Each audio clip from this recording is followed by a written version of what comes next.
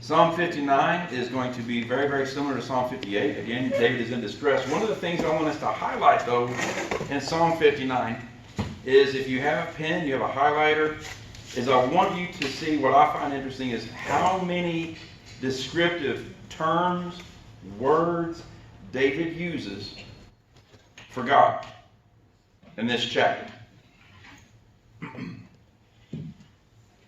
So let's start. He says, again, this is a miktam. This is in the same tune as Do Not Destroy. And then we get to, again, David is running again from Saul. He says in verse 1, deliver me from my enemies, O my God. So I think it's interesting when we start to underline that David is not just calling this God El Elohim. He is taking possession of God. So often we believe that we are God's, but He is also ours. That while He is, I am possessed by Him, He is also possessed by me. That we lay claim. And so we understand that when Jesus was walking through the crowd, a certain woman didn't even get a hand on Him, but just His garment. She took possession. I want you to have me, and I want to have you. And she grabbed. And what is interesting in that moment, that exact moment, without even a prayer, what happened? Just from the touch. It was closed. Now, have we seen clothes heal people before? Has it raised someone from the dead? Did Elisha do it? But was it the garment? That did it? No.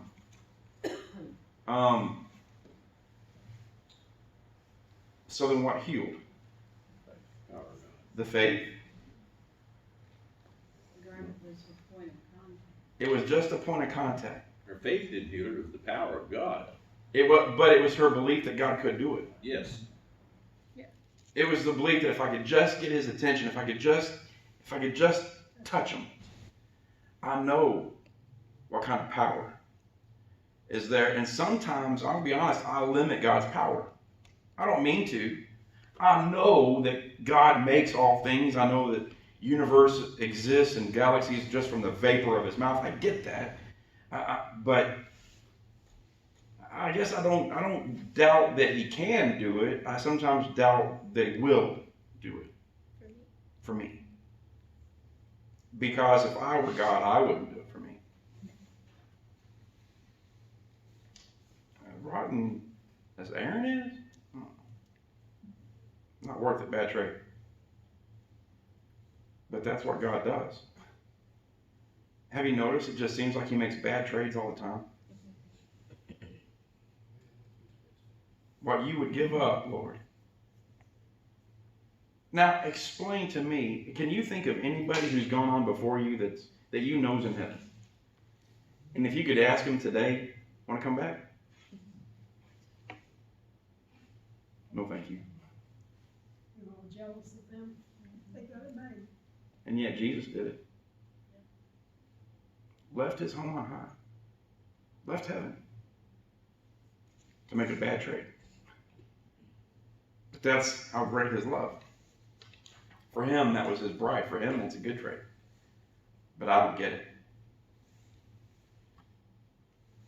So here David says, my God, I possess you. You possess me. You're not just Elohim. You're not just another God. You're not a little g. You're not just El. You are mine. And because you're mine, I have, see, this mine tells me there's relationship there. Have you ever looked at something and went, I didn't know I had that? Now, you may have forgot you had it, but did you ever really look and go, I had no idea I had that? How often does that happen? When you own and possess something, you know it. You may have forgotten it for a minute, but there is a relationship there. I know where that's at. Now, is there something in your house where you have no idea where it's at? Well, absolutely. Sure. We just Absolutely. moved back in. Are you still looking for silverware? We found silverware. I found silverware the other night. But is there something in your house and you know right now exactly where it is? Yes. Does it have a different level of importance to you? Maybe not, you just use it more so you know where it is. Now, listen, I may not be able to tell you where that one blue hammer is in somewhere in my garage, but I can tell you I know where Chopper is. He better be. Because that level of importance is different. I don't look at that hammer the way I do my dog. I love my dog, and I have a relation. And so in that same, I'm not trying to say that you're a God, that you're a dog, but at the same time, that when David says you're not just some God, you're not just a God, you're mine, and I know where you are, and you know where I am. I'm not just some blue hammer somewhere in the garage. I am special to you, and I am important. And the more important something is, the more likely you are to know exactly where it's at. It's like, that's why I have a gun safe. I put my valuables in my gun safe. And there are other things in my garage that is, when you come look at my garage, it's packed plumb full of stuff. But my valuables are in that gun safe. And I think this is, In there, does she? But I take good care of her. She don't get It's like She you could, no, and she I, couldn't you fit in know. your now. yes. And so I think of the way David says this, you know, and I look at right now Yolanda with Austin. Austin, she knows ballpark where he is right now. She doesn't know where he is right now. I thought that was associated with old age. No. He's working somewhere in Pennsylvania, and so that becomes different from a parent. But I want you to look at that from the perspective of God. How many times has he had to come looking for you? Not that he's lost you, but you know exactly where you are, but had to come looking for you. It's different when we're not where we're supposed to be. And David here, he says, you're not just some God. You're not just one of these Canaanite gods. You're different. You're special. I know you and you know me. And I own you and you own me. We have a relationship and you're mine. So that's the first one is, yes, he is praying, deliver me from my enemies, but I think his way of saying, oh my God, is very important. Defend me from those who rise up against me. Is God your defender? Well, 9 times out of 10, my defender is my mouth. And it needs to be less. And just let God defend. But maybe you're better than I am. But that's how I do it. I need to get better. He says, deliver me from the workers of iniquity. We've seen David say this before, that they plan, they sit back and devise ways to be more wicked. Would you say that's true of our culture today? Yes. It's almost they sit back in their recliner and sit, how?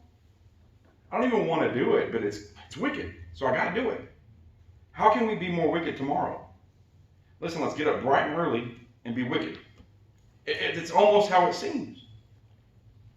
And it says, and save me from bloodthirsty men. Those who don't just want me to hurt, they actually want my blood. They want me to die. They want my death. Save me from bloodthirsty men. Now, are you running from assault? No. Are you running from people who have convicted you of treason? No. But are you dealing with an accuser? Yes. Always. Absolutely. Is he bloodthirsty? Does he love you? Does he hate you? Yes. And so David has called him as well his defense. Do you see that? defend me. It must be that he is mine and I am his, and he is my God. But he's also my defense. He is my strong tower. Verse 3 says, for look, yours may say, behold. You see that? We've seen David have to say, wake up. So, listen, turn your ear here. Listen to me. And he says, look, cast your eyes down here, God. You'll see it. They lie in wait for me. They lie in wait for my life. They're waiting to ambush me. The mighty gather against me. Now, are they truly mighty? Not when you compare them to God. And that's what David knew. You see, it's interesting, and it's difficult for me to see David afraid of Saul when this little David killed Goliath. Have you ever thought about that? That doesn't make sense to me. How can little David kill a lion, a bear, and Goliath, but he's afraid of Saul? He's not necessarily afraid of Saul, he's afraid of killing him. In my mind, I believe that at any moment David wanted to, David could have killed Saul. He had several chances. So was David afraid of Saul or afraid of himself? With God's anointed. It was almost a place of, God, if I defend myself, I will do harm against your anointed. So you have to be my defense. You have to stand between us. They lie in ambush against me. They're mighty. They gather against me because I'm restrained. I can't fight back. And they're against me not for my transgression, nor for my sin, O Lord. So here he calls him another name. More than my God, O Lord. Now, how is Lord written in yours? All caps. So does this mean master? God of all gods. This would be Yahweh, Jehovah. All caps, Lord. Would it be in the original text? Yahweh. Y-H-W-H.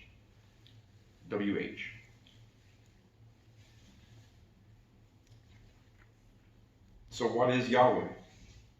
Who is Yahweh?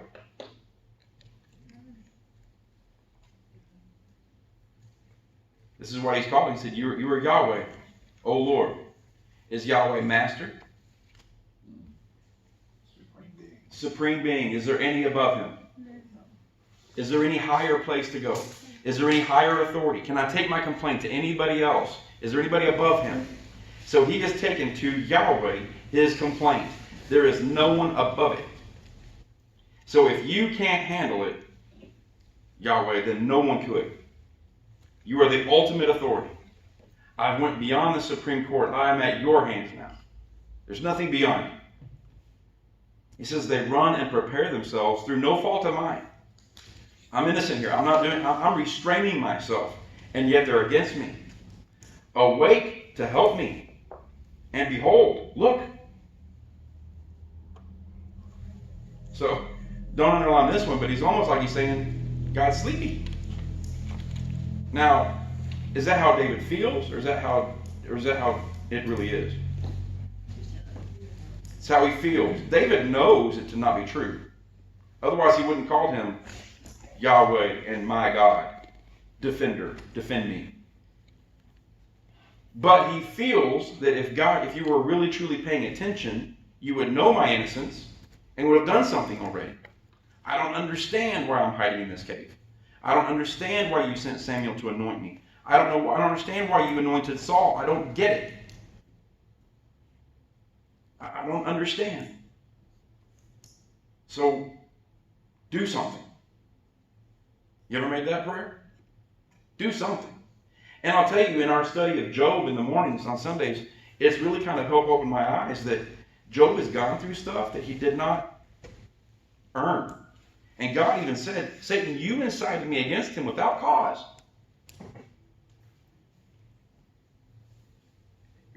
For Job's good. Not to teach Job a lesson. Why would God do that to Job? Did he do it to teach? I think he did it to teach Satan, and he did it to teach us. Didn't he say, though Satan, have you considered my servant? So was he not bragging on Job? Oh yeah, he was. Have you considered there's none like him? He's blameless, upright.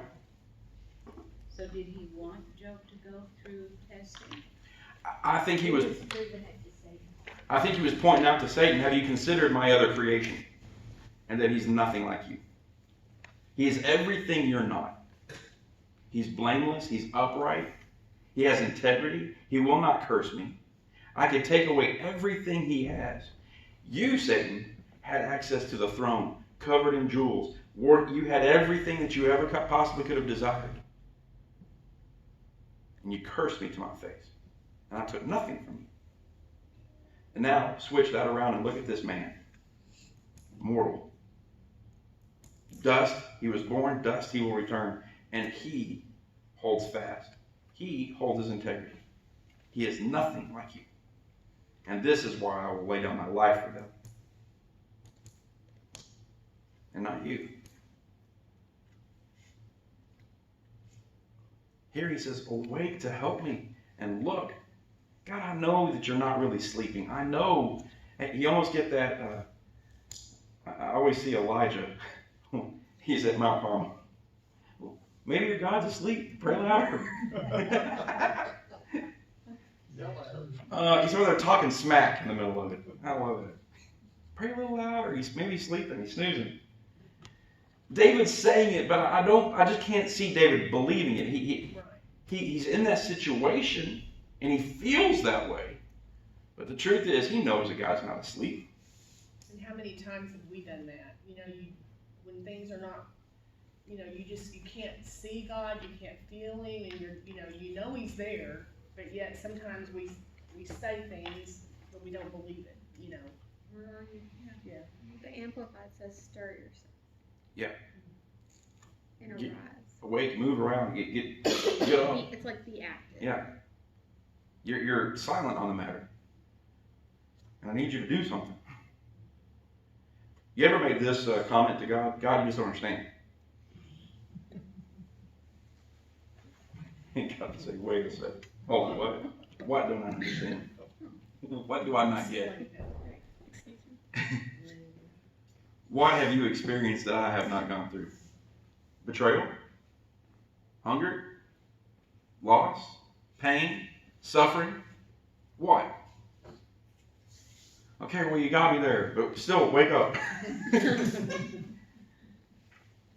says, you therefore, O Lord, there's Yahweh again, God of hosts. Uh-oh, new one. God of hosts. This would be Jehovah Sabaoth, God of heavenly armies.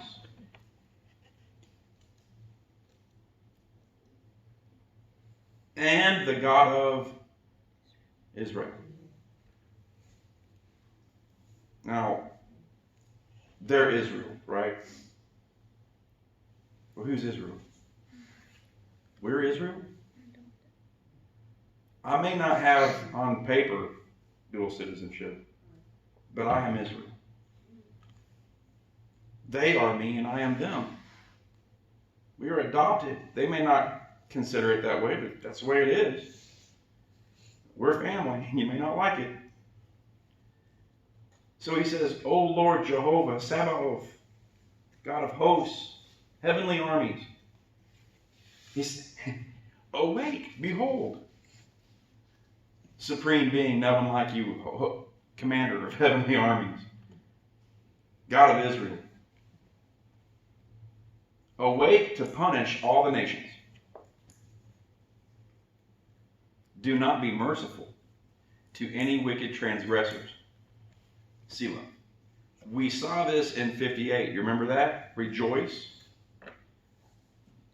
When God's punishment. And so again, we see it again. He's saying, don't hold back. Don't be merciful in there. And and their transgressive ways. Punish them. At evening they return. They growl like a dog and go all around the city. So, a little chopper story. So, did I tell you one about him hiding? Told that all y'all? Didn't? Okay. So, Chopper, he's my bulldog, and if you knock on the door, anybody rings the doorbell, or if there's a knock on the TV or doorbell, he goes into full alert, search the house mode. Barking, growling. Something's not right. So he'll check the doors. And so the other morning, in fact, it was a Saturday we came here. I left the house and I went, I forgot my phone. And so I went out the garage, and he can hear the garage door open and close. And I came back and I parked, and so I'll just run through the front door. So put the key in there, and I expected to have to kind of kick him back and go, stay. Open the door, and he wasn't there. Come around the corner, and he's peeking around the couch. Well, you big tough guy.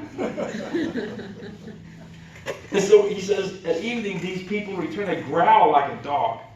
And I get this image of Chopper, and he's on patrol, and he's looking for something. Well, I'll tear it up.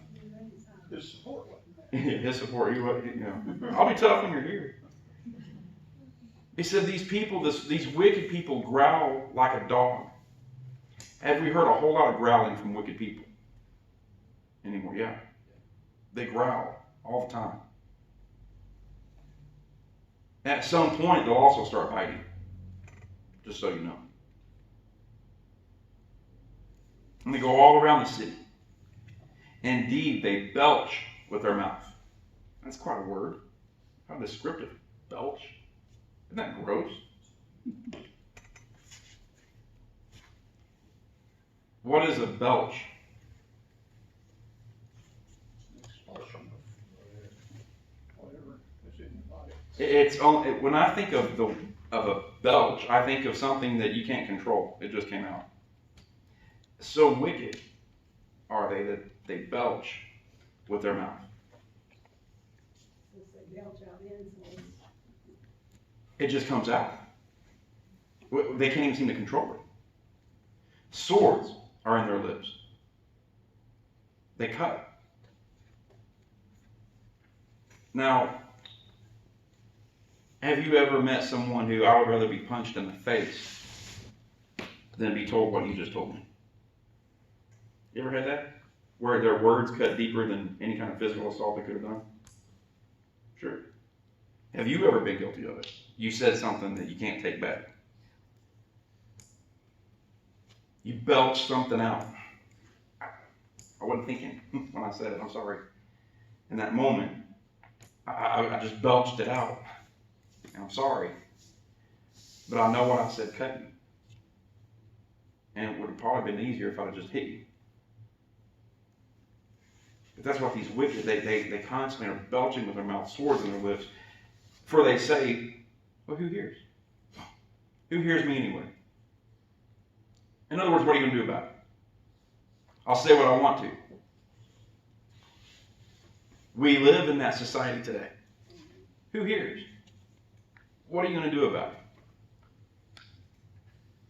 This is when we see the righteousness of God. I will not rejoice in the person that was punished, but at the same time in the wickedness that was dealt with. There should be rejoicing. If God is my conqueror, God is my defender, and God is my champion, He's the commander of heavenly armies, then shouldn't I cheer and root for my team? Shouldn't I root for my general, my captain, my leader, my God? Yeah. And they do it and they say, who hears? They mock God. David says, but you, O Lord, all caps, Jehovah, shall laugh at them. And you shall have all the nations in derision. And I will wait for you. Rather than defend myself, rather than say things and belch out things that I ought not say, I'll wait for you. Oh, you, his strength. Now his strength capitalized in yours. So he is my defender. He is the commander of heavenly armies. He is Jehovah, Jehovah Sabaoth. He is my strength.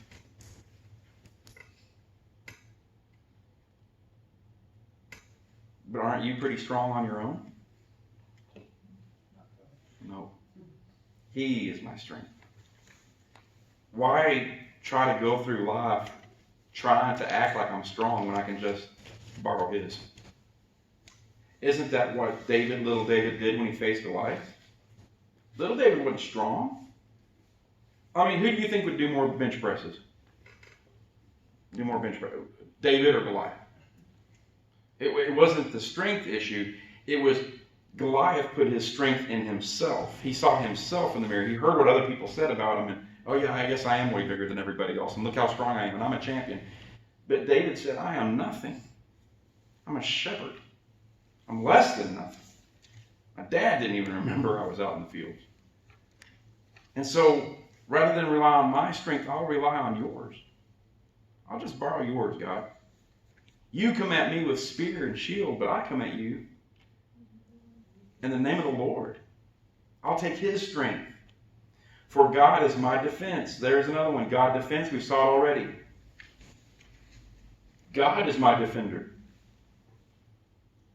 My God. See it again? There's that possessive my God of what? Mercy.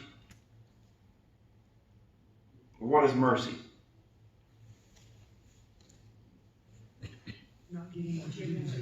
Not getting what you deserve. Now, didn't David say that they all come against me without cause? I'm innocent. But here he's saying you're also a God of mercy. Why does he need mercy if he's innocent? He's sinned before. Because we're all still sinners. He's saying that they come at me for no reason, but I am still a sinner. And I know that what I'm getting, I truly as a human deserve. But you are a God of mercy. You're my God of mercy. And you shall come to meet me.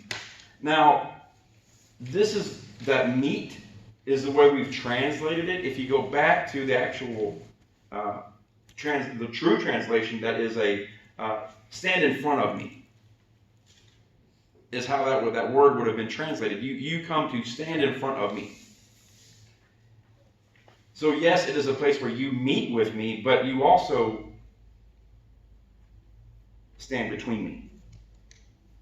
You're my defense, but you also put me between you and the threat. You put me between you and the enemy. It amazes me that David is just at one minute saying, wake up, stir yourself. Again, it's how he feels at this moment because his soul knows, because he's relied on it so many times before. He's relied on God so many times, but he knows that God truly, when he comes to the defense, that God just takes David and just moves him behind him. And if God's that big, I would venture to say Satan probably can't see around him to see you. It's kind of that if you're going to get to him, you got to go through me, and you're not getting through me. So when he says, you are my strength, my defense, God of mercy, that mercifully you stand between. You stand in front of. As a matter of fact, in Psalm 23, doesn't he say that you are a shepherd who leads me? And what follows? Goodness and mercy all the days of my life. God shall let me see my desire on my enemies.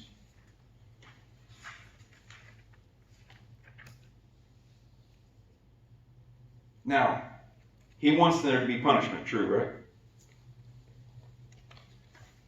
But then, verse 11 gets kind of interesting.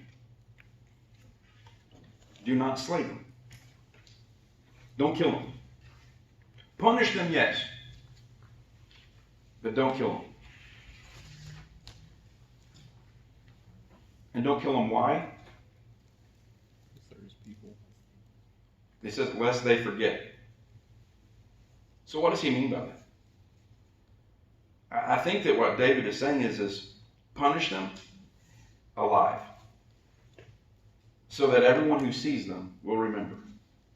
This is what happens when you go against God's people.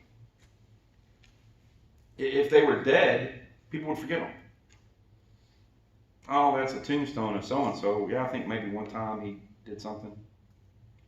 I don't know. Punish them alive. As a lesson to all of us that God, you punish those who are wicked and transgress against you, but you also reward those who are faithful and put their trust and their faith in you. You are our strength, my shield. He says, scatter them by your power. Scatter them. Keep them alive, but scatter them. So that nothing that they do, they can't be together on this. They can't plot together. They're scattered. Now, there was a place called Babel. Do you remember? And why were humans such a threat? Well, they're not a threat to God, but God viewed them as a threat to his kingdom. Why? So they could communicate. Because they were together. They could plot. They were of one mind. And so God said, well, no more of that. And scattered them. Now, he used language to do it. I mean, I can imagine somebody you were just talking to, maybe even your own spouse, and you're like, I don't understand a word coming out of your mouth. And then hearing everybody else in this room, is everybody saying something different? And then I look around and I go, I don't understand a word anyone in here is speaking except Pam. I can communicate with you, Pam. Okay, so you and I, let's talk. What's going on? And the next thing you know, me and Pam have moved off to the side so we can talk. Right? And meanwhile, Ruby, she said, oh, Michelle, I know what she's saying, so you guys go off and talk. This is what happened. And so they were scattered, and David says in the same way, scatter them, because when they're together, they seem to have power. Take that power, scatter them, and bring them down, O Lord. Here's another title, O Lord, our shield.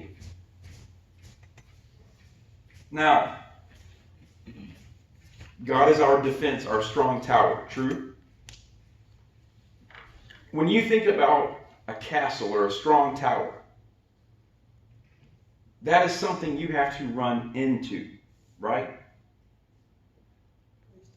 It is a place of safety. I know that in my relationship with God, there is a place I can run into his defense, his strong place, his high tower. I know I can run into it. But God is also my shield. You see, one is a permanent place I've got to go to, but the other one is something that is moved between me and the enemy. Quickly.